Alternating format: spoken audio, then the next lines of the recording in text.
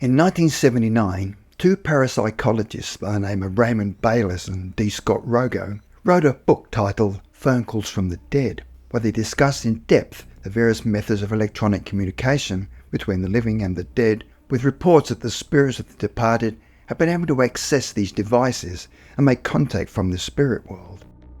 In their research, the authors found that there were many common themes where the majority of the contact had occurred within the first 24 hours of the person passing.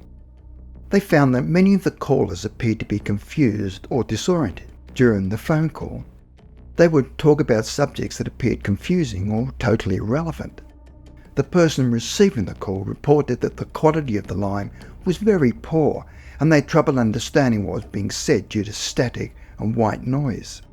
The voice of the caller seemed muffled or even metallic sounding, as if they were speaking from a great distance, or the handset was too far away from their mouth. After much assessing, the two authors came to the opinion that the strange calls could be divided into two categories. The first is where the caller rings but does not speak when the phone is answered. The second category appears to be innocuous from a friend or loved one, whereas later discovered that the conversation could not possibly have taken place as a caller had recently passed. The following three stories are classic cases that fit into the second category. The first story took place on a Sunday evening as Bonnie McConnell was preparing dinner. She received what she believed was just a normal phone call from a friend. The call was from an old acquaintance called Enid Johnson, who she had not spoken to for over a year, and they had a rather long conversation. The conversation consisted of the usual pleasantries, where Enid told her that she was quite well and had recently moved into a nursing home. When the call eventually came to an end, Bonnie promised Enid that she would visit her the following day and she would also bring her favourite bottle of brandy. It was at this moment when Enid's demeanour abruptly changed and she said that she had no such need for such things anymore, and the call ended. The phone call from her old friend took up most of the dinner conversation that evening, and Bonnie told her husband that she was looking forward to visiting her. The next day, Bonnie made her way to the nursing home and approached reception and inquired about which room Enid Johnson was staying in. The receptionist looked at Bonnie with concern, informing her unfortunately Mrs. Johnson had recently passed away and offered her sympathies. Bonnie asked the receptionist when a friend had passed, as she'd only just spoken to her the previous night. The receptionist's face immediately looked confused and said to Bonnie that she must be mistaken because she was on duty when Mrs. Johnson passed and that she had passed away the previous day and had found her deceased in bed on the Sunday morning. Bonnie was now in a state of utter confusion because she had received a call from a friend on Sunday evening, which was many hours after her friend had died. So who had she had this long conversation with the previous night? It was at this point that she remembered what her friend had said when she offered to bring her favourite brandy, and that she had no such need for these things anymore. The second story took place in the spring of 1969 when a young man by the name of Carl rented a cottage for a weekend vacation. When he arrived at the cottage, he found an old-fashioned telephone handset beside the bedside table. On the first evening at the cottage, he began to drift off to sleep when he was suddenly awoken by the sound of the old phone ringing next to his bed. After checking his watch, he found that it was 11:15 p.m. and figured the call must have been important that late in the evening. As he picked up the handset, he could hear his father's voice at the other end of the line. His father told him that his mother needed to talk to him. Carl asked his father what his mother was concerned about, but his father seemed to ignore what it asked and continued to speak as if he was not listening to his son.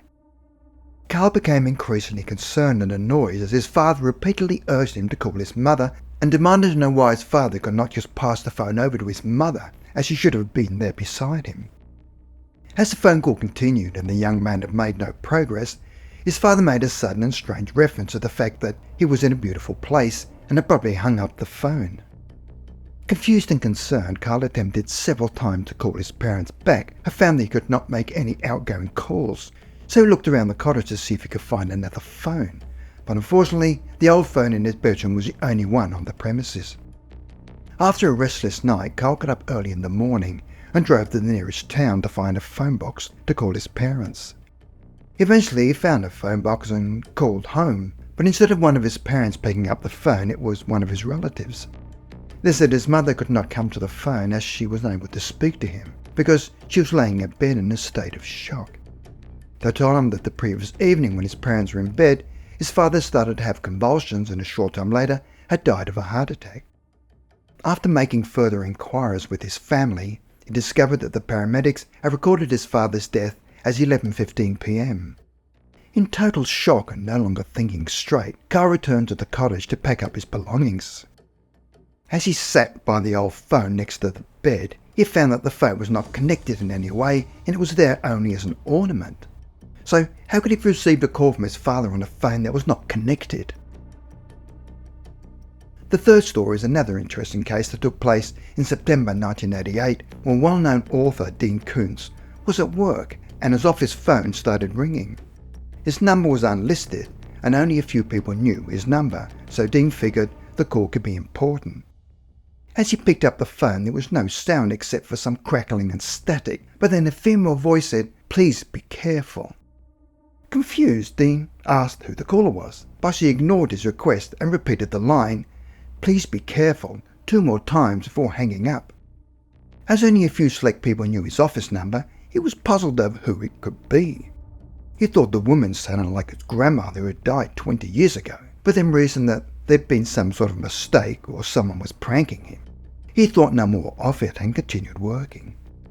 A couple of days later, when he was visiting his father at a care home, he saw his father become confused and agitated, which quickly escalated to the point where the staff had to attend. They found Dean struggling with his father, who had armed himself with a knife. At the same time, a police officer had arrived and was pointing a gun at Dean, mistakenly believing that he was attacking his father. It was at this stage that the strange phone call came back to Dean, and he quickly dropped the knife. It was then that he realised the importance of the phone call from his grandmother, and if he had not quickly dropped the knife, he could have been shot. The authors of the book, Phone Calls from the Dead, Bayliss and Rogo, noticed that the highest percentage of the calls appeared to sound distorted or robotic sounding, and it is also interesting to note that if a spiritual presence can cause interference with electrical appliances and gadgets in our homes, so why not a telephone? Spirits do like to use electrical energy to communicate with the living, and using a telephone could be a logical way to connect.